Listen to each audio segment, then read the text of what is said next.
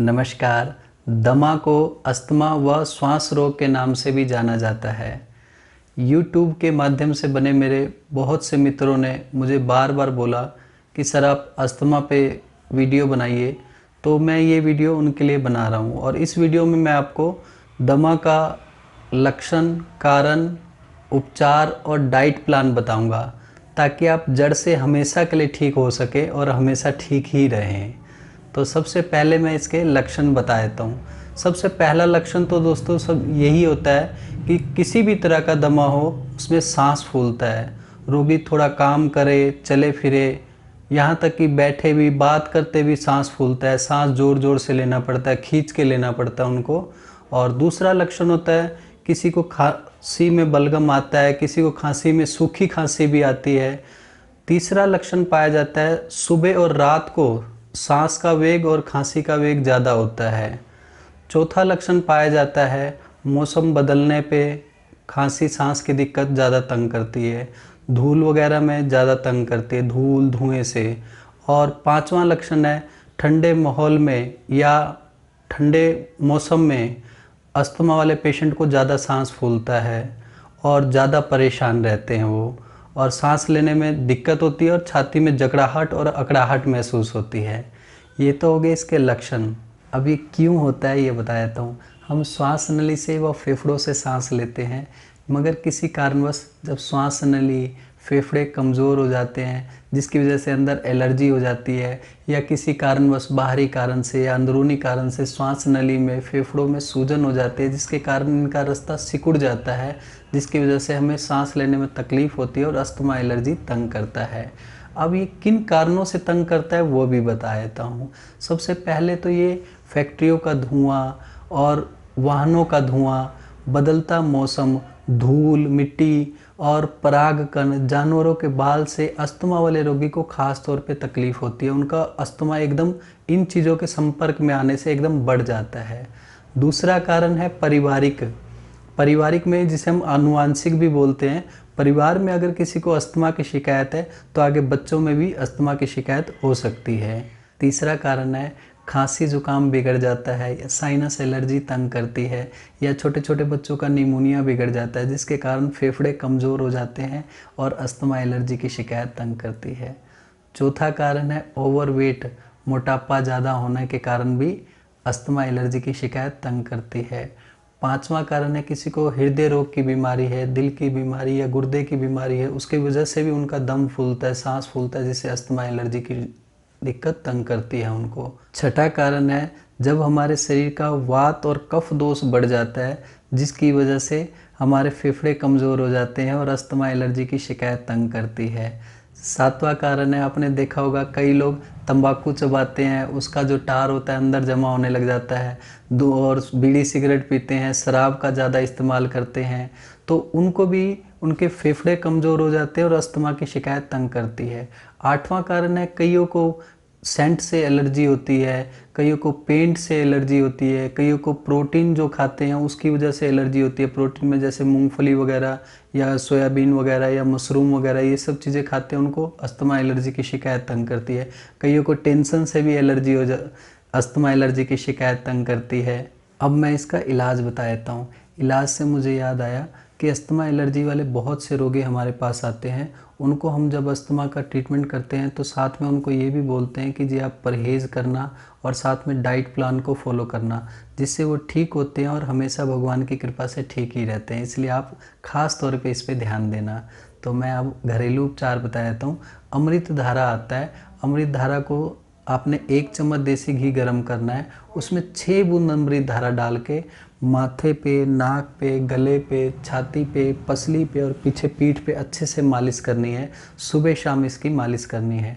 दूसरा अमृत धारा का उपयोग है कि आपने 1 से 2 गिलास गर्म पानी करके उसमें 6 बूंद या 10 बूंद अमृत धारा डाल के उसमें से जो भाप उठेगी, आपने तौलिया आगे रख के अच्छे से भाप खींचनी है। मुँह से या नाक से सांस को, भाप को पूरा अंदर ले जाना है, ताकि आपके जो गले और श्वास नली और फेफड़ों में जो कफ है वो पिघल के ख़त्म हो जाए। इस मालिश से और भाप से फेफड़ों में जो कफ जमा होता है वो ख़त्म हो जाता है, फेफड़ों की सूजन ख़त्म हो जाती है, श्वास नली की, फेफड़ों की रुकावट ख़त्म हो जाती है और अस्थमा एलर्जी जड़ से चला जाता है। दूसरा घरेलू उपचार बता देता हूँ।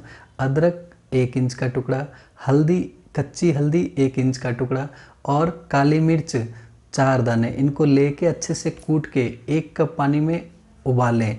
जब पानी आधा कप बच जाए उसमें छान के ज़रूरत अनुसार मीठा मिला के सुबह दोपहर शाम खाना खाने के बाद इस्तेमाल करना है।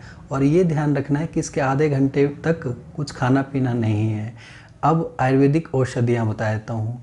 आयुर्वेदिक औषधियों में गुलबनक्षा आता है, मुलेठी और सोमलता, इनको 5-5 ग्राम तीनों को लेके और 1 गिलास पानी में आपने उबालना है।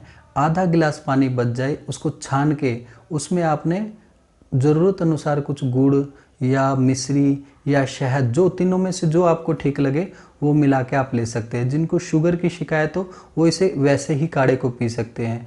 इससे बलगम पिघल के निकल जाती है और आसानी से निकल जाती है।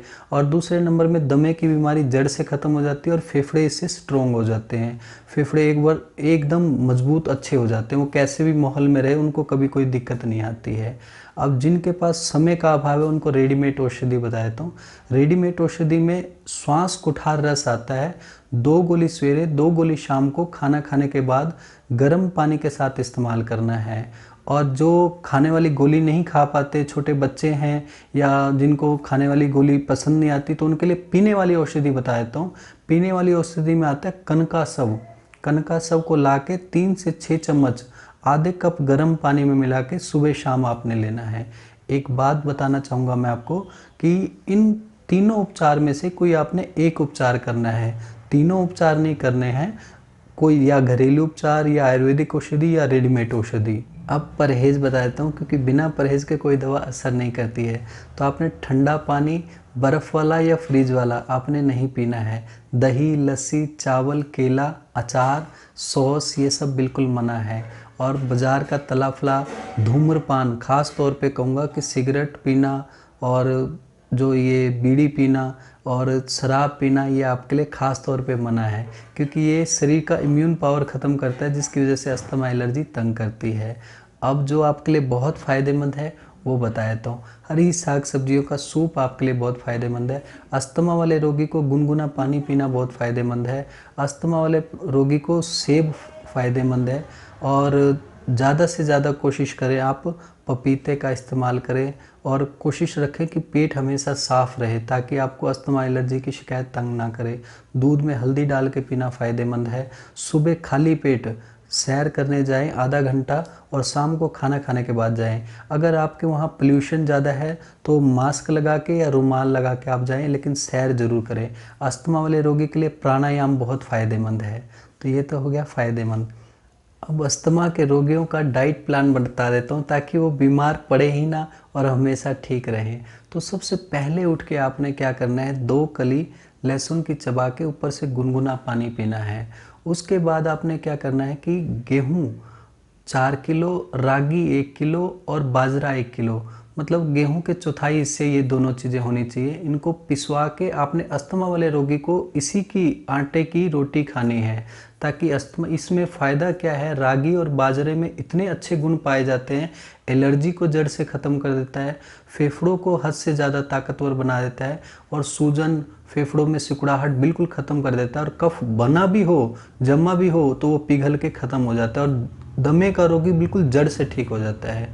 तो सुबह उठते ही जैसे आप अपना लहसुन का इस्तेमाल करने के बाद आपने क्या करना है कि जब भी इसकी रोटी 1 से 4 रोटी, जितनी भूख हो, मेरे बताए अनुसार नहीं, पेट में जितनी भूख लगे, जैसे कोई 1 रोटी खाता है, कोई 2 खाता है, कोई 3 खाता है, कोई 4 खाता है, तो जैसे आपको ठीक लगे आप उस अनुसार आप सुबह नाश्ते में 1 से 4 रोटी तक ले सकते हैं। और साथ में हरी चटनी लेना चाहें तो वो भी ले सकते हैं। हाँ, ये ज़रूर याद रखना कि चटनी में नींबू और अमचूर नहीं होना चाहिए। और अगर कोई चटनी नहीं खाना चाहता, उसे पसंद नहीं है चटनी, तो कोई बात नहीं, वो इसको सब्जी के साथ भी खा सकता है। और कोई रोटी नहीं खाना चाहता, कई जने परोठे खाते हैं, तो परोठे का इस्तेमाल भी कर सकते हैं सब्जी के साथ, लेकिन दही नहीं ले सकते, दही आपके लिए मना है। और सलाद में आपने गाजर का इस्तेमाल करना है। और दूसरी बात, जब भी आपको प्यास लगे तो आपने गुनगुना पानी पीना है। अब दोपहर का खाना बताए तो दोपहर के खाने में 1 से 3 रोटी भूख अनुसार आपने लेनी है। और हरी साग सब्जी जो भी ठीक लगे आपको वो सब्जी लेनी है। हरी साग सब्जियों का ही ज़्यादा इस्तेमाल करें और साथ में आप खीरे का इस्तेमाल करें सलाद के रूप में। और इसके बाद अगर आपको भूख लगे बीच में, तो आप फल में चीकू ले सकते हैं, पपीता ले सकते हैं, सेब ले सकते हैं। अब रात का खाना बताया तो रात में आपने 1 से 2 रोटी खानी है। हाँ, आपने ठीक सुना, क्योंकि हम कहते हैं सुबह ज़्यादा हैवी हो नाश्ता, दोपहर का खाना उससे हल्का हो, रात का बिल्कुल हल्का हो, ताकि जल्दी पच जाए और आपको कभी दिक्कत ना हो। तो 1 से 2 रोटी लेनी है, सब्जी हरी साग सब्जी लेनी है। और इसके साथ आपने प्याज का टुकड़ा कच्चा ज़रूर लेना है, क्योंकि अस्थमा इससे बनता भी नहीं है और कभी अस्थमा की दिक्कत भी तंग नहीं करती है। ये तो हो गया आपका पूरा डाइट प्लान। और सोते समय आपने जब रात के खाने से सोते समय में 1 घंटे का अंतर डालना है। और सोते समय आपने 1 गिलास गर्म दूध में 1 चम्मच हल्दी, अगर कोई 1 चम्मच नहीं लेना चाहता तो आधा चम्मच हल्दी डाल के उबाल के अच्छे से नीचे उतार के उसमें गुड़, ज़रूरत अनुसार गुड़ या मिश्री जो आपको पसंद है वो मिला के, कई जने तो उसमें शहद मिला के भी लेते हैं, तो बहुत अच्छी बात है। जो आपको पसंद हो आप वो मिला के ले सकते हैं। अगर शुगर का रोगी है तो बिना मिश्री या बिना शहद या बिना देसी खांड मिलाए, कुछ भी मीठा मिलाए बिना ले सकता है। गर्म दूध में आप हल्दी मिला के भी ले सकते हो, जैसे आपको पसंद हो। हम सब ज़्यादातर बताते हैं कि 1 गिलास दूध में आधा से 1 चम्मच हल्दी डाल के उसे उबालें अच्छे से, नीचे उतार के उसमें मीठा मिला के लें। मैं ये उम्मीद आपसे ज़रूर रखूँगा दोस्तों कि आप इन सब चीज़ों को फॉलो करेंगे और बिल्कुल हमेशा ठीक रहेंगे और अस्थमा को हमेशा के लिए दूर कर देंगे। और लास्ट में इतना ही कहूँगा कि मेरे बताए गए नुस्खों से आपको पूर्ण लाभ मिले तो बहुत अच्छी बात है। अगर आपको पूर्ण लाभ नहीं मिलता तो आप नज़दीकी डॉक्टर से या हमसे संपर्क कर सकते हैं। धन्यवाद।